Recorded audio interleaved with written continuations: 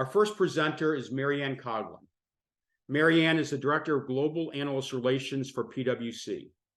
Marianne will discuss why an analyst portal is a necessity in an evolving AR world.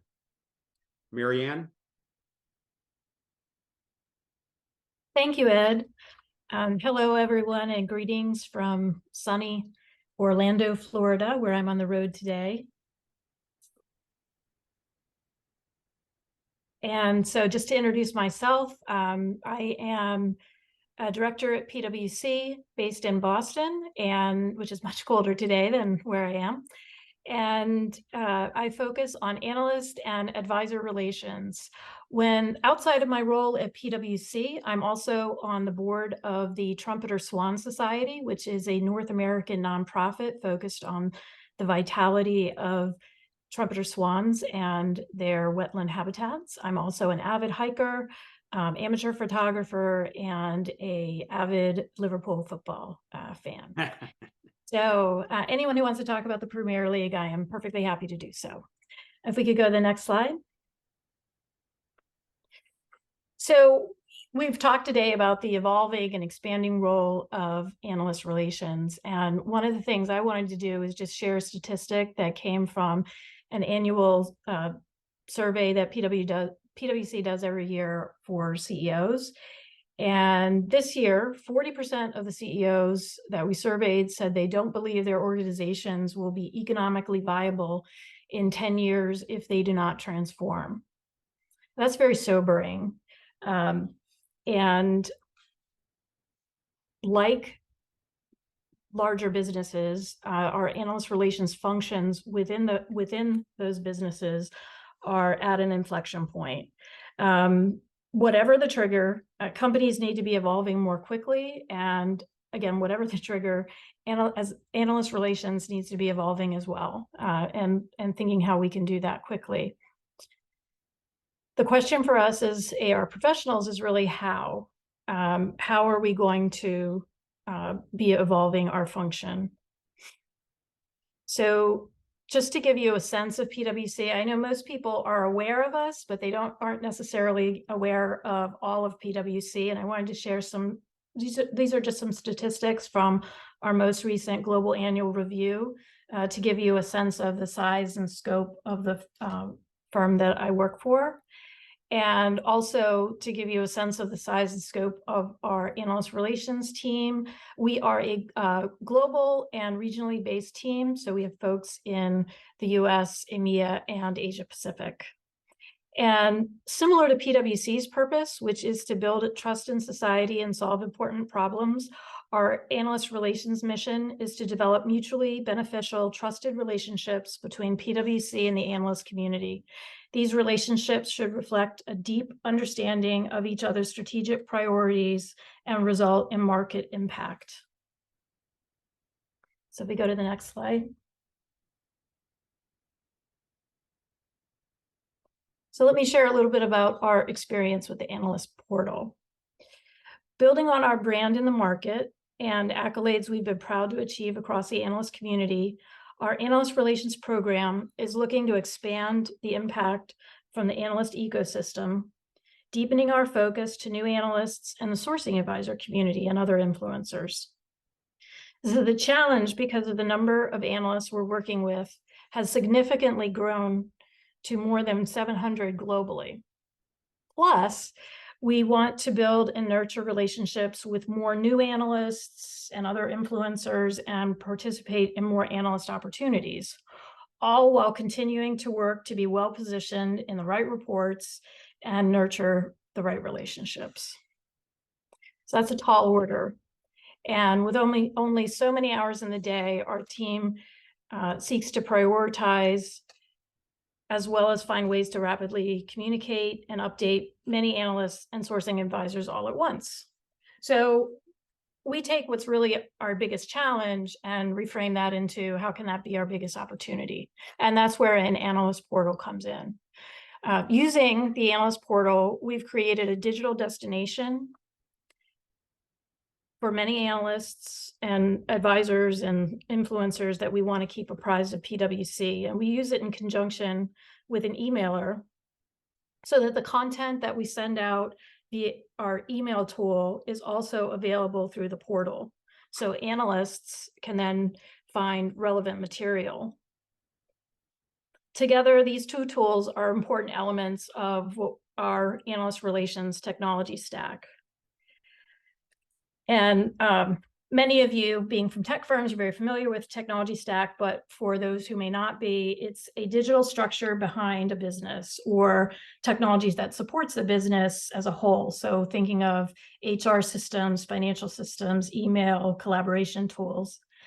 Analyst relations has a technology stack too, and those are the tools that support your analyst relations operations, which could be as basic as email and a spreadsheet and a Word, or it could be as complex as AI, generative AI, large language models.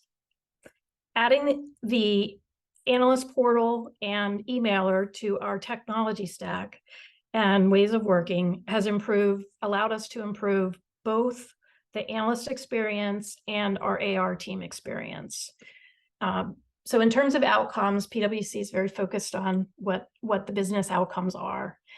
And the ways that we've improved the analyst experience and the outcomes that we're seeing from the analysts is that they are better informed and more engaged with us. It's also allowed us to really nurture them as an influential audience.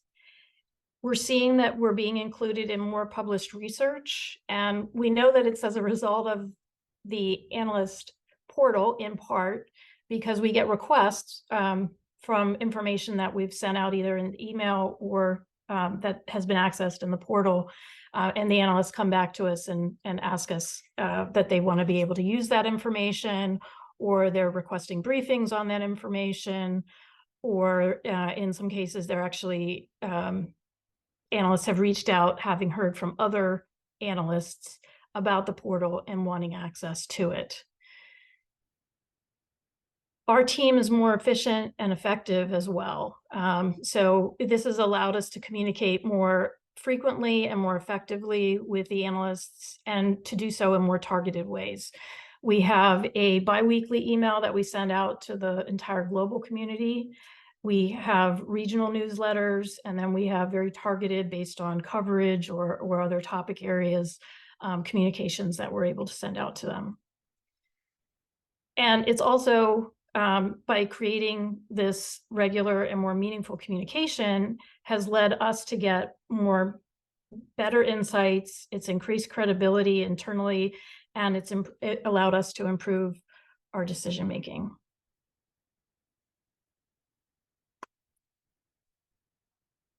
So let me talk a little bit about some of the engagement impact, because we're seeing a direct correlation between tier 1 analyst and tier 2 analyst behaviors. If we could go back a slide. And so what I mean there, for example, we're seeing 63% of our portal users are tier 1 analysts versus 37% from tier 2. 40% of our top analysts globally, so that would be the top 20 analysts that we work with as a firm globally, are among those most frequent users.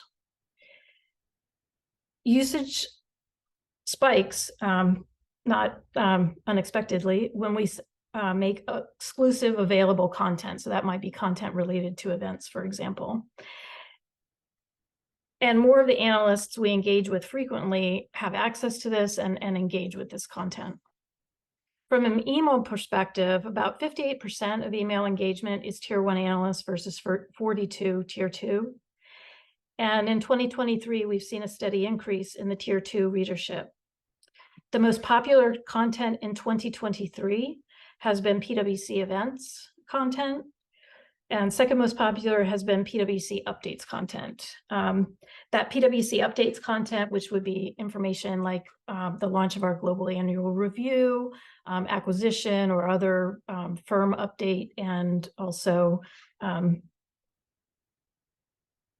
those would be a couple of examples that we can send out, is the second most popular, and it's the most popular all time of content. And then the second most popular all time is actually the link that we share in each of those communications to our analyst portal. One of the things that we found, as I said, we use these two in conjunction together. And one of the things that we are finding is that analysts access the content when it makes sense for them. So it truly is a self-service portal. We're dealing with analysts all around the globe. They're able to access it 24/7 when they need to. And even the email content, I've talked with several analysts who have told me that they don't read the email as it comes in. They have it automatically go into folders that they've organized based on their research. And then when they're doing research on that particular topic for that folder, then they go in and read that. And we can see that in our usage statistics, that is definitely how they're using it. So Mary Ann, it's Crystal. Not to break up your continuity, but the Q&A is going bonkers over the fact that they're thinking that these 700 analysts that you're engaging with via portals and newsletters are high touch. And I just wanted to clarify, these are how you've been able to scale out the program to analysts that generally may get the declines or got buried in the email because you just don't have the bandwidth, right? To physically touch 700 analysts. Okay, I just wanted to clear that up. We'll get more into the Q&A just so that your guys' minds aren't exploding and wondering, does PwC have an army of AR people that nobody knows about or something? So just wanted to, yeah. I just wanted to, so thanks. I'll pass the mic to you. Sure, absolutely. And let's go to the next slide. And actually, there is a one piece that I'll comment on that, but I wanted to share some leading practices for those of you who may be considering using an analyst portal. That you definitely want to start with the end in mind, and think about what the business outcomes that you want to get to are, and how you're going to drive to those results. You really want to be able to do that in short time frames, and chunk it up to think of some quick wins that you can then use to springboard to, reinvest your success back into the system, back into your team. Having a clear plan.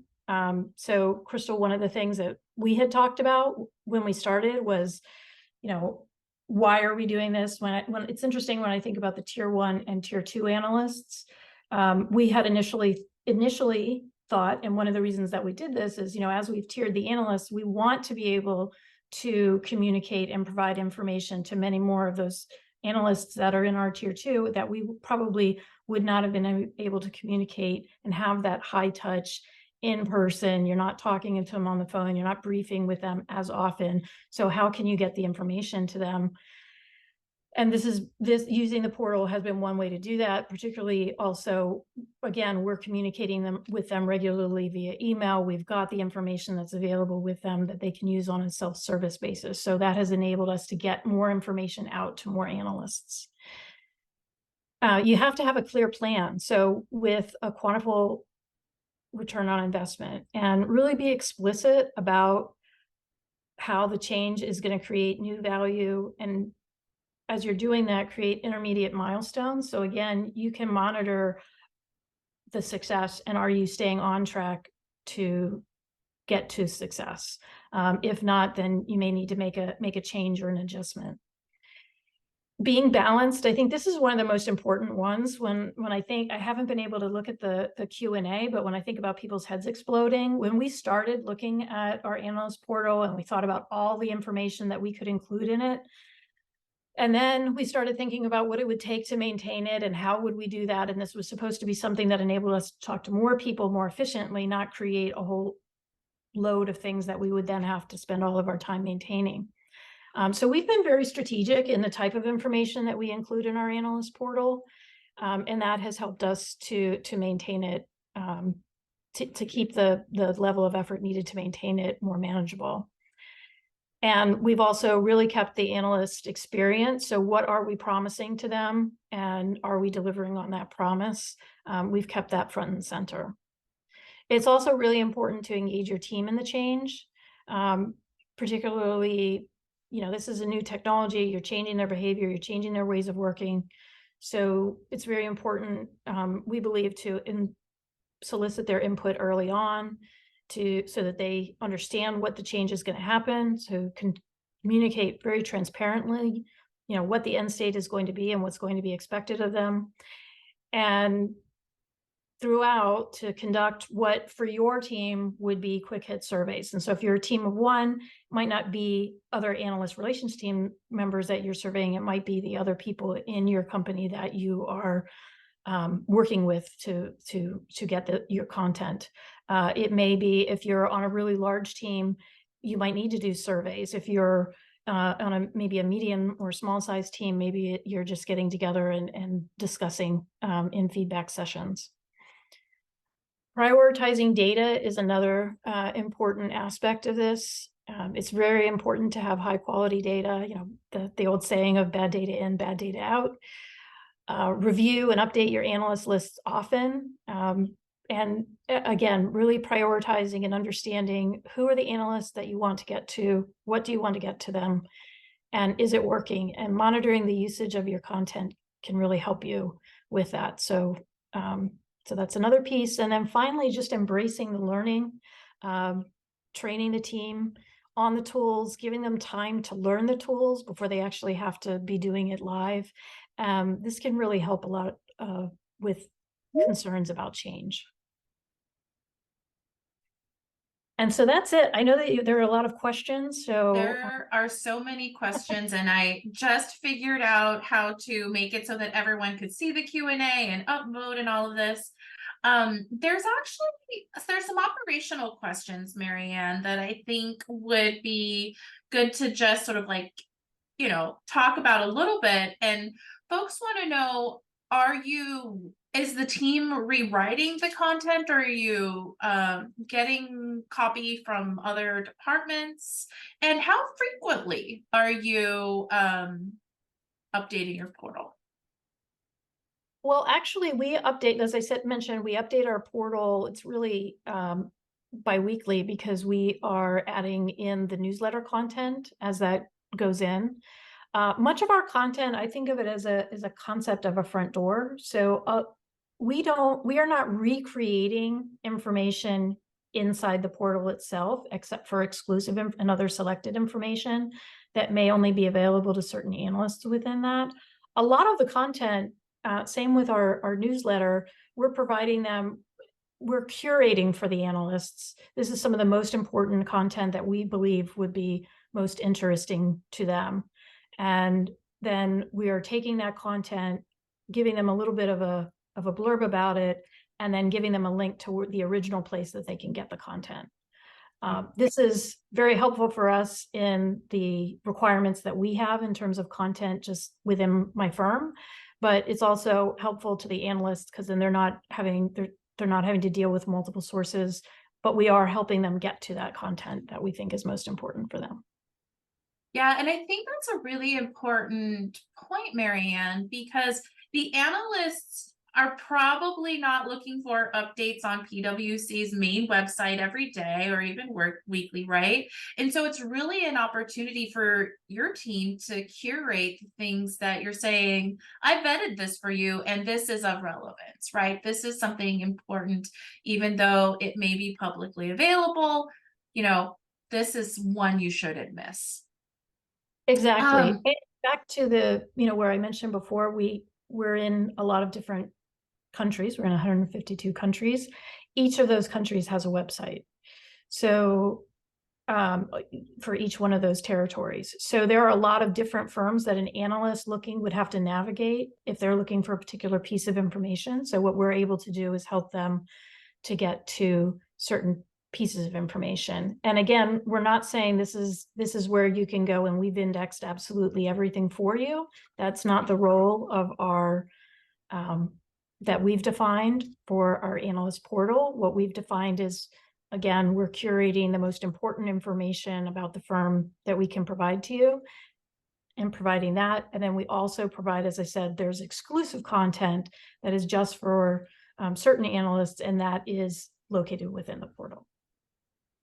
So one other question that came up, and this comes up a lot, which is why I'm going to sort of bring this up to the top, Marianne, is since you have your portal and you also send out emails, how do you guys decide what goes in email, what goes in the portal, or is it like a cross-pollination? What's sort of the methodology there? Well, again, we're thinking about it from the analysts. The endpoint is we're getting the right information to the right analysts. So for an analyst who is located in EMEA, they're going to be interested, they're going to receive our global newsletter, and so we're providing information that way. They're going to receive our EMEA newsletter, and they'll receive that. They may receive, if we send out a specific communication on a particular update for one particular topic area, they will get that as well. So the information that they're getting from us via email that's coming to them is very targeted to them. When they go into the portal, they can also find that information, but they can see a lot of other information that's also provided more largely. And then also if they've attended certain events and we've made that information available in the portal to them, they're able to find that. Another thing that we have not done, which I know some folks have done, is our portal is targeted to these specific analysts that we work with. It's not, we haven't turned it on so that all of the analysts who go in can see it. We are sending it to specifically the analysts that we have identified and are creating a relationship with. So we're trying to, again, be very focused. It's a large number, and we have, again, tiered them, and we think about them in different ways in terms of how we're nurturing those relationships. But the portal does allow us to have that light touch. The email allows us to have that light touch with a much broader number of analysts, so that, again, we're keeping them updated and they do feel like they are receiving communication, regular updates from PwC. Yeah, and just to add a little bit, because I wouldn't be me if I didn't, right? I've actually heard some other teams as well engage in both avenues, because some people still love email and other people go through your portals while they're exercising in their home gyms. Believe it or not, I've literally heard this from analysts. So I think it's about like meeting your audience where they're most comfortable, right, Marianne? And making sure that Absolutely. if you love email, then let's keep you on email. And if you love portals, then log in. We've got lots of good stuff there too. Yes, absolutely. We want to meet them where they are, and we want to give them multiple channels so that they can interact with us the way they want. And we also don't want to label them to say, this analyst only wants to be dealt with by email, because that might change. So they have, again, it's a multi-channel sort of integrated way to communicate with them. So we also have a lot of questions, Marianne, about how you're tiering, the frequency of tiering. How do you define tier 1, tier 2? Could you talk a little bit about that? Like whatever you feel comfortable with. Yeah, that's sort of what there's a lot of questions about tiering. I guess it's a hot topic. I know it's a little bit of a deviation. So, yeah. Well, what I would say is we certainly have, when I say the top strategic analysts, so we do have a list. And so if I put on a global hat and I see these are top 20 analysts globally that are important to PwC, that's going to be a list. If I say, okay, I'm in the US, so here are the analysts who focus on the US, and here are those top 20 that are most strategically important to PwC. Many of them are going to be the same, but there are going to be some differences. And this, in the same way, if we go to Singapore, that will be slightly different. So a lot of it is based on sort of a local, everything isn't global to global. There's a lot of localization. And so how we've chosen to localize based on the coverage areas that we're talking about. That's one way that we tier. And then, we do look at what we consider tier 1 analyst firms. we're still in the Gartner-Forrester IDC as tier 1 firms. We have a lot of tier 2 firms that are very important to us, and we can certainly, I know this group would be able to have a lot of debate about, you know, tier 1, tier 2, and how are you looking at those. And then finally, so I think it's going to be, you can look at it by sort of a geography view. You can look at it by a coverage view. You can look at it, you know, industry coverage would also fit in there. And then also from a sort of strategic importance, and then finally an analyst firm view, or the different ways that we can look at this. Great. I think this could potentially be a conversation for our open session in just a few hours. I think a lot of you are probably thinking about 2024 and getting your planning ready. Sort of sounds like that's where people's thinking hats are. One really good question that I also wanted to sort of bring up from Wendy is, Marianne, you had mentioned that you're getting included in more published research. And so the question is that because of that scope that you're able to provide more content for analysts that generally you wouldn't be able to touch? Is that what you guys are thinking? Well, I think that's there are a lot of layers to that answer, right? So we are growing. We have for several years been expanding sort of what we're doing. So we are in more areas as we're educating more analysts that are becoming aware of the services that we're providing that are in the areas of their coverage. So this is not all down to because we have an analyst portal, everything, you know, exploded. I think that there are also a lot more, if we're just talking about reports, there are a lot more analyst reports now. I think we all know that are happening. So I can't say that everything is because of the communication that we're providing through these two technologies.